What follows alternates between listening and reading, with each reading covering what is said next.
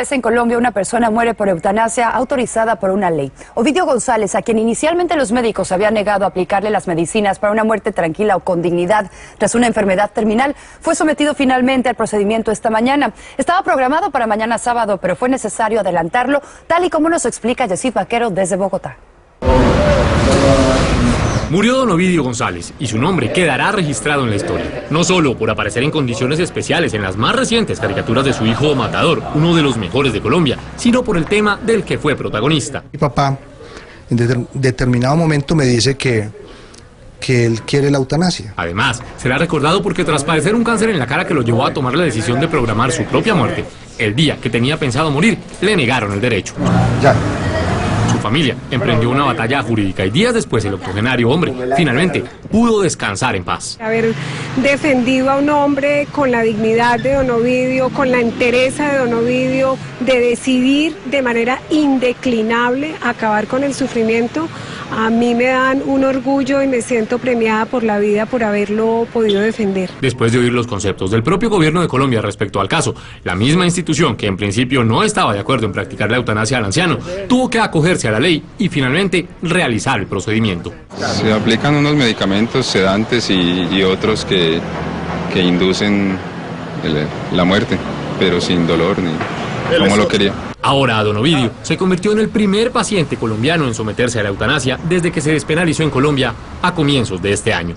El procedimiento duró 1 hora y 15 minutos. El cuerpo de don Ovidio a esta hora es velado en una funeraria de Pereira. Buenos días, estamos con el doctor Samir Cabarcas, abogado titulado, especialista en seguridad social de la Universidad CUC de Barranquilla. Desde el punto de vista legal, ¿qué piensa usted sobre la eutanasia? ¿Qué pienso sobre la eutanasia? Te puedo dividir esa pregunta en dos.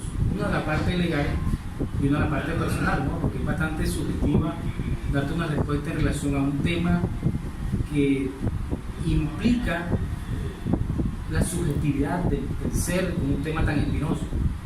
En la parte legal estoy totalmente de acuerdo con la Corte Constitucional, que del 97 empezó a hablar sobre la muerte digna. La eutanasia es el buen morir, pero que no ha tenido una respuesta acertada o el legislador ha omitido su deber de regular el tema. La Corte Constitucional ahondó el tema con el doctor Carlos Gaviria en el 97, una demanda de inconstitucionalidad del artículo 236 del Código Penal. Luego nuevamente se pronuncia en el 2014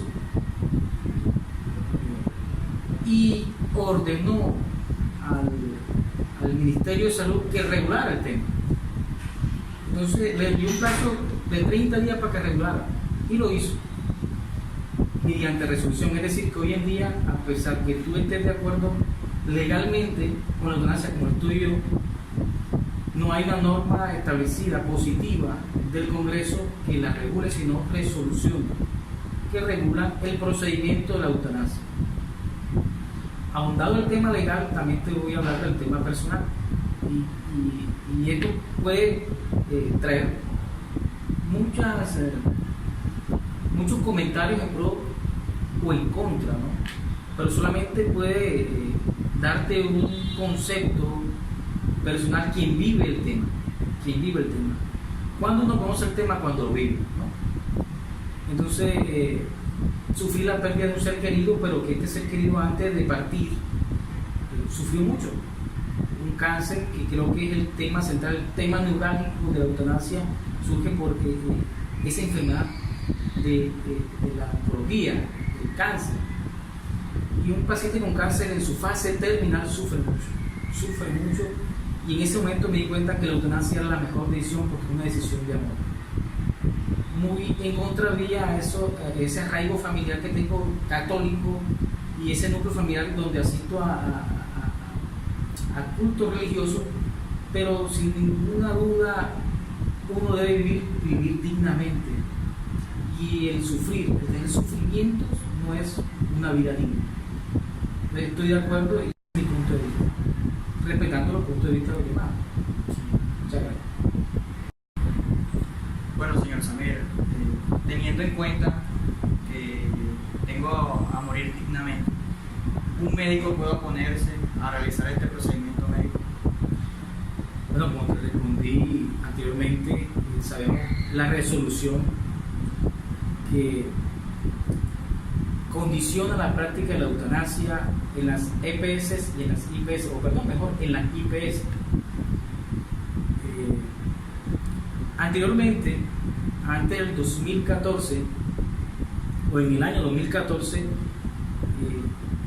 hubo un episodio grave en Colombia, que era que una joven pedía la eutanasia y ya regulada, ya estaba regulada por la Corte Constitucional y tenía los requisitos para llevarlo a cabo. Ella lo reunía. La IPS empezó a colocar barreras, llevando a un sufrimiento casi por más de 20 o 2 meses, no me acuerdo el tiempo, pero sí sufrió mucho esta niña. La Corte Constitucional ingresa a esa irregularidad o a esas trabas colocadas por la IPS, y en la sentencia, si no me equivoco, la T por tutela, la T970, le ordena a las EPS, a la IPS y al Ministerio de Salud que quiten las barreras administrativas para llevar a cabo las prácticas de la eutanasia. Y una de las barreras, de acuerdo a la pregunta que tú me haces, era la oponibilidad del médico en realizarla, esa objeción de conciencia. Entonces ahí se regulaba que el médico sí puede tener una objeción de conciencia para llevar a cabo la práctica de la eutanasia. Pero ahí mismo la Corte dijo: señores EPS, en menos de 24 horas, conocida la objeción del médico, ustedes tienen que proveer a un médico para llevar a cabo tal práctica. Quiere decir esto que el médico sí puede alegar la objeción de conciencia, pero las EPS, la IPS, o mejor la IPS, no lo pueden objetar. Entonces la cosa, porque ellos, ¿cómo hacer una objeción de conciencia si ellos no son personas naturales? Son personas jurídicas. Como personas jurídicas deben obedecer y acatar la ley como bien.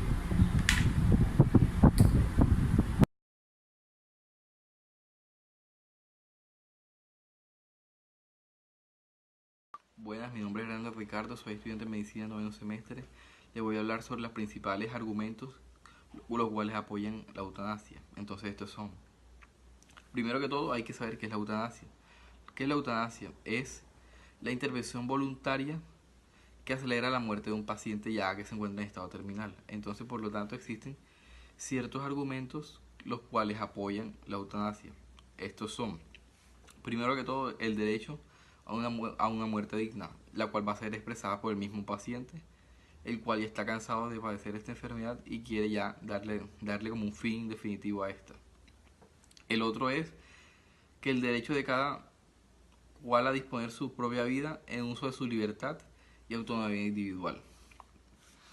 Otro que hay es la necesidad de regular una situación que existe de hecho ante el escándalo de su persistencia en la clandestinidad. Me llamo Cristian Ortega, mi invitada se llama Daniela. Realmente todavía no está la eutanasia, y en Colombia enfermedad terminal o esté en un estado de coma, que no esté en sus 5 sentidos como para tomar una decisión tan importante como esta. Buenos días, hoy estamos con el abogado Carlos Catalán, que nos va a responder una pregunta acerca de la eutanasia. La pregunta es la siguiente: ¿es correcto hacer uso de la eutanasia en momentos en los cuales tu cuerpo, por estar tan deteriorado de salud, te pide un descanso? ¿Es correcto hacer uso de la eutanasia en momentos en los cuales tu cuerpo, por estar tan deteriorado de salud, pide un descanso? Es totalmente correcto, siempre y cuando cumpla algunos requisitos. Aquí en Colombia la eutanasia es totalmente legal y viable. La Corte Constitucional, en la sentencia T970 del 2004, ordenó al Ministerio de Salud emitir unas directrices con la finalidad de que se puedan reconocer o identificar las condiciones en las cuales se puede presentar o acudir al derecho de la eutanasia. La eutanasia, más que todo, no es un medio para separarse del dolor o para olvidarse del dolor. La eutanasia es un derecho al cual se utiliza utiliza como último recurso debido a que no se puede garantizar de que la persona pueda vivir de una manera digna. Hay unas condiciones específicas, entre estas encontramos los enfermos mayores de edad en fase terminal. Esta condición debe ser prácticamente garantizada o verificada por todos y cada uno de los consejos médicos y el cuerpo médico que lo acompaña. También debe haber algo en donde se explique de que no hay procedimiento existente para poder mejorar la calidad de vida del paciente. Enfermos en fase terminal con patologías oncológicas y no oncológicas, y enfermos con capacidad de decisión de lo expresar de manera verbal y escrita. Claramente, esta es una condición muy importante, que es la que tú tienes que estar en condición mental de poder declarar de que quieres acceder a ese derecho.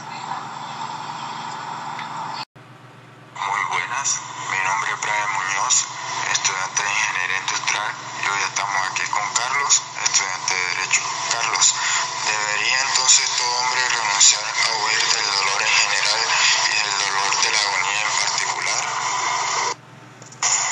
¿Debería entonces todo hombre renunciar a huir del dolor en general y del dolor de la agonía en particular? En realidad no es huir del dolor y la agonía.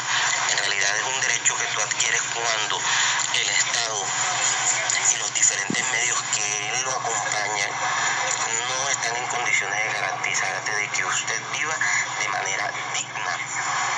Cuando aclaro de manera digna es que tú puedes transitar, vivir de manera como una persona normal. Un paciente en etapa terminal se encuentra en cama, agobiado por el dolor y muchas veces sufriendo y viendo sufrir a cada uno de sus familiares por un procedimiento que no existe, o esperando literalmente que aparezca de la nada algo que no va a suceder